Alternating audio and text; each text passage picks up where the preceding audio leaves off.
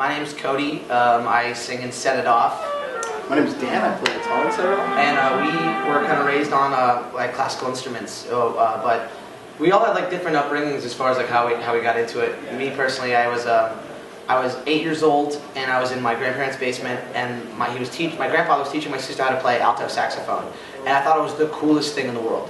So I decided to ask him if he would teach me as well, and then he said that I was too small for it because I was a really like little kid, and so he said, I'll get you the smaller version of the sax, and he pulled out this old LeBlanc wooden clarinet, and I took my first lesson that day, taught me how to read music, and I've been going at it ever since, and I haven't really stopped it, but that's how I got started with it at least. That's cool.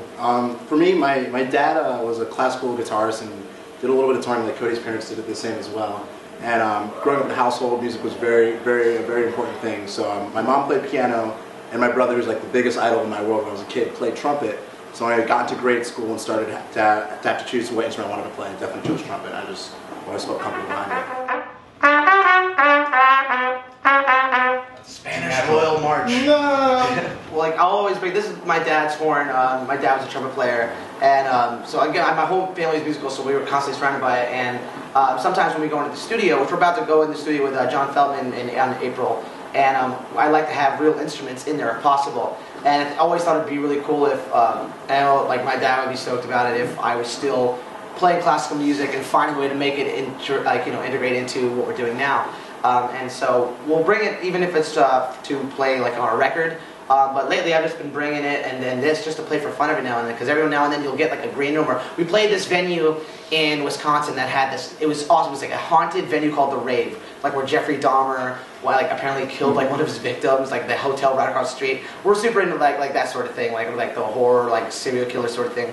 And there was a pool in there that was supposed to be haunted, and it was the most reverb ridden place I've ever been in my life. And that's the best place to play like classical instruments, when there's just sounds like a concert hall. So I just went in the middle of this abandoned empty pool and started playing like clarinet and like some Gershwin or some Mozart, and it was fun.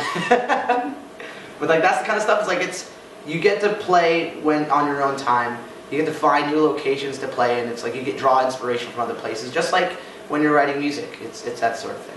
It's a nice change of pace too, because with like as much as we love playing in the rock idiom and whatnot, hearing, it's really loud, aggressive sound, and to make something so small sound so sweet and beautiful, and it's all yourself. You can emote so much easier on a You can. There's more, because with a distorted guitar, or even like most like electronic instruments, it's harder to be more dynamic. But like with a wind instrument, you can be more soft and give more emotion to it. Not that you can't on electric, because you can do it with like a volume pedal or stuff like that, or different phrasings. But with this, it's all you. It's all like your breath, your air. It's like literally becomes a part of you. Is that Chopin? We went to Tarpon Springs High School, and that music program was our safe haven. It was our home. In that program alone, they did leadership courses. They did music theory, wind ensemble, jazz band, marching band. And marching band was usually half the year was marching band, half the year was wind ensemble, jazz band. And it was really amazing because you got experience to so many different types of music. Marching band was all original music by our director Kevin Ford and his partner Frank Sullivan. They were incredible musicians and composers, and so they would be all original. You've never heard it before. You're learning it right there on the spot, and it was all really tough. Like he put you to the test. And then wind ensemble comes around, and then he's like, "Okay, cool. Now we're going to make you play like when you ready to play Rhapsody in Blue."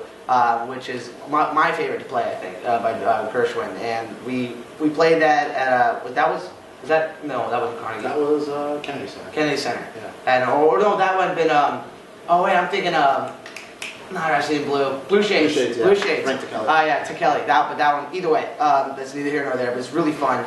But yeah, we were in band together, and what I really liked about it being in like high school music program is, like in middle school, like the music program wasn't as much like a family.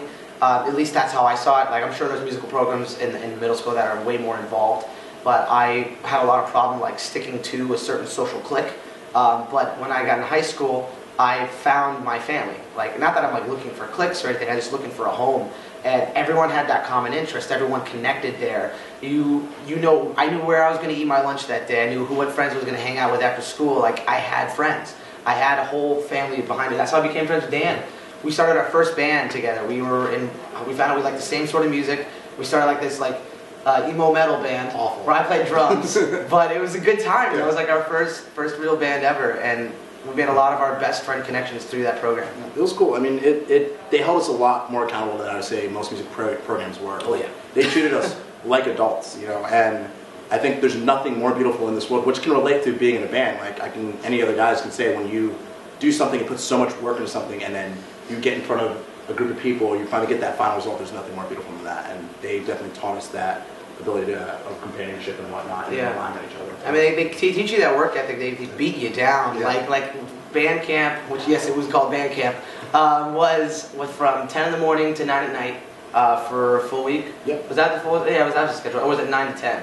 It was 10 to 9. 10 we never got on. Yeah, we never got. Yeah, exactly. And then there was that, and then rehearsal was very, very brutal. But it was, you did all this hard work and you beat yourself up. But then when you finally got to your final performance, like we were playing Grand Nationals in Indianapolis in the RCA Dome, and we played our final performance and looked up, and it was like a standing ovation. You had chills. I'm getting chills talking about it. Like I'm putting myself back in that moment. Is you realize everything you're working for, and you can apply that sort of ethic to what we're doing now.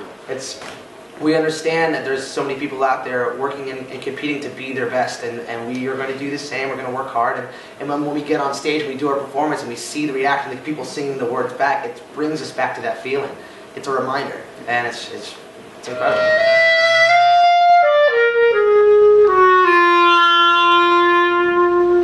If you go as far as back, like bands like the Beatles, like you hear a lot of classical influence. You'll hear a Mozart progression go through there. Look at all the lovely people. Yeah, it's all about how you put your own natural spin to it with rock music. And like Cody said, like it makes writing so much easier. If we want to have a certain section sound like how we want it, we know we can refer back to the music theory and whatnot to... Yeah, knowing the order of chords for which key you're in. That's something that's really helped me out as far as knowing music theory. Music theory has been so helpful. Yeah.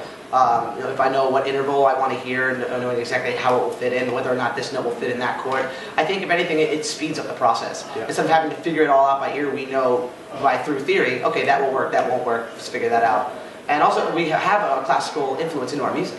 So we'll orchestrate like a chorale, a brass chorale, or some strings here and there, and we know what's too much, what to focus on, because interestingly enough, writing in classical music is not now it's different from writing rock music, but there's always a melody in everything. In classical music, there's always a part they want you to be listening to. Just like when you're writing for a rock or a pop song, there's a focus. And you can't write crazy string runs if I'm supposed to be singing something and I want you to know the words that I'm saying, because you're going to be listening over to that. Yeah. Your natural thing is it's harder to multitask like that. But all these little tidbits here and there that we've learned from being involved in classical or jazz or anything have been really helpful in the writing process, especially. I think probably mostly. Yeah.